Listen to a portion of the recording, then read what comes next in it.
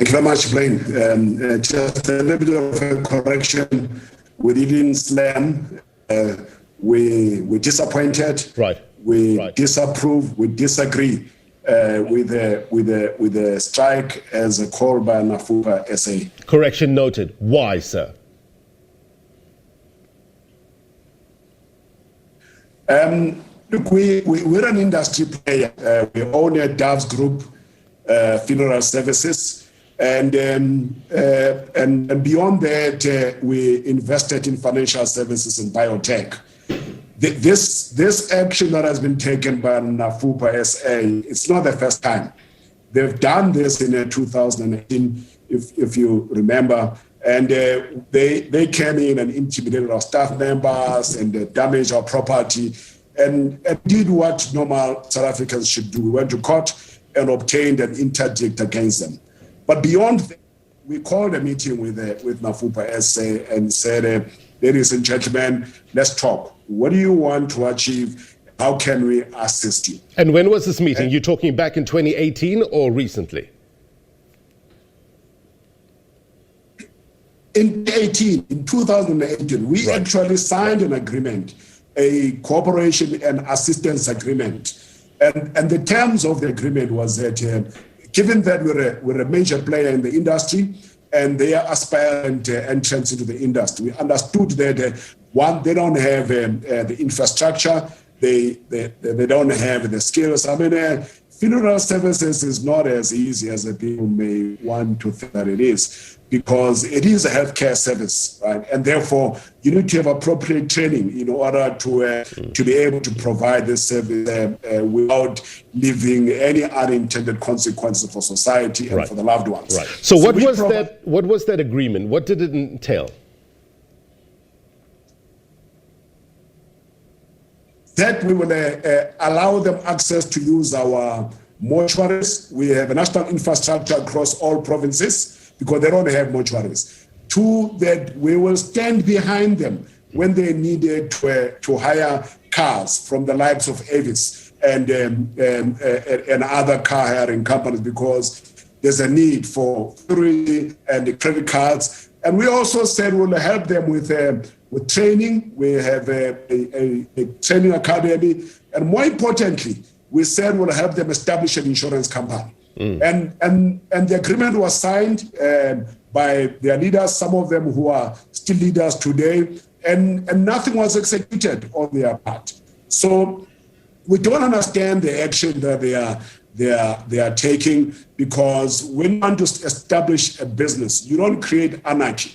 They're creating anarchy in an industry that is a noble industry where people are in their most vulnerable. Now, no one is going to entrust you with their loved ones if you don't show responsible action in the manner that you conduct yourselves. Mr. Msibi, one of the issues is the possession of what is called a valid certificate of competence.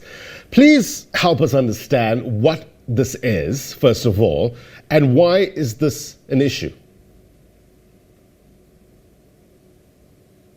The certificate of competence has to do with the infrastructure that you have, because I mean you are dealing with a human remains, you are dealing with an industry that is classified as a healthcare industry, and therefore there are certain conditions that you must comply with, right?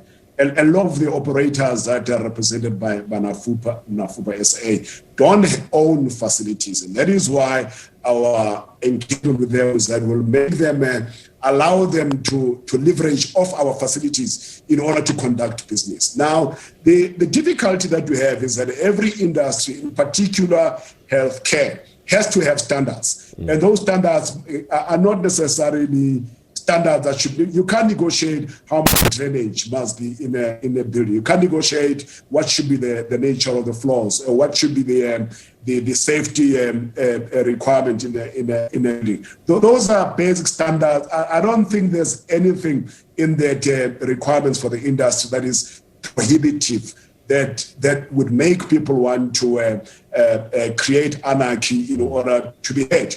There's And for us as a player in the industry, we've offered assistance, right, to say we will help you navigate all of these issues that you consider as restrictions. But more importantly, you can use our facilities, which are approved by the Department of Health. So there is absolutely no reason for this kind of behavior. I'm just looking at something that you tweeted earlier on, and you say NAFUPA SA members have to use what's available to them to create attractive service offerings. What is available to them? I guess if things were as easy as you put it there shouldn't be any strike. So help us understand what's available to them in terms of attracting business. The reality of the matter is that if you look at the funeral industry, it is under well, I wouldn't say attack, but there's an entrance by the likes of a Sanlam, which has recently exited as well. Mutual is making an entry, which means that the industry is attractive. Right? We've seen that the likes of Capitec are selling a lot more funeral policies and the likes of Asuport and so forth, which actually says that the industry that NAFUPA members are operating in is an attractive industry that is attracting significant players to enter into that industry. But they have an advantage in that they live in communities, right? And there's a lot of assistance that we have offered to them to say, come use our infrastructure, right?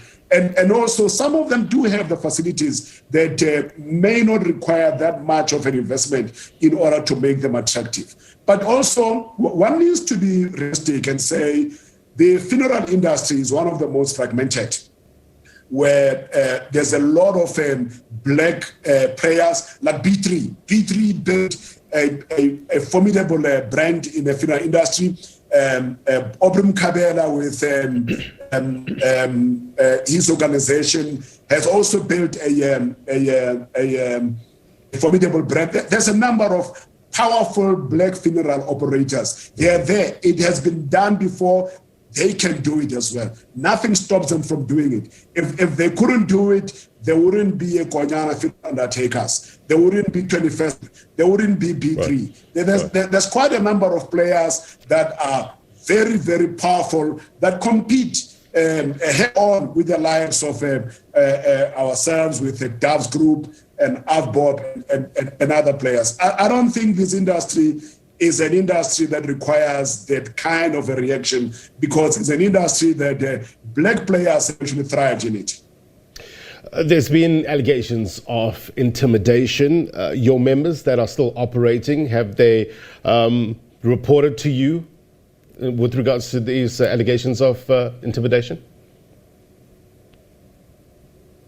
We have had an incident, and there has been some restraint on the part of NAFUPA SA members, and I suppose they still remember that we have an interdict against them, which prevents them from intimidating our staff members, and we hope that the restraint remains. But I think on our part, we think that there's a better way of achieving the same objectives that they want to achieve.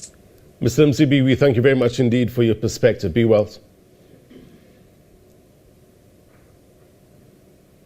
Very much welcome. All right. That was the 360 Global Solutions Group CEO Khandani Msibi there, giving us his take on the current undertaker strike.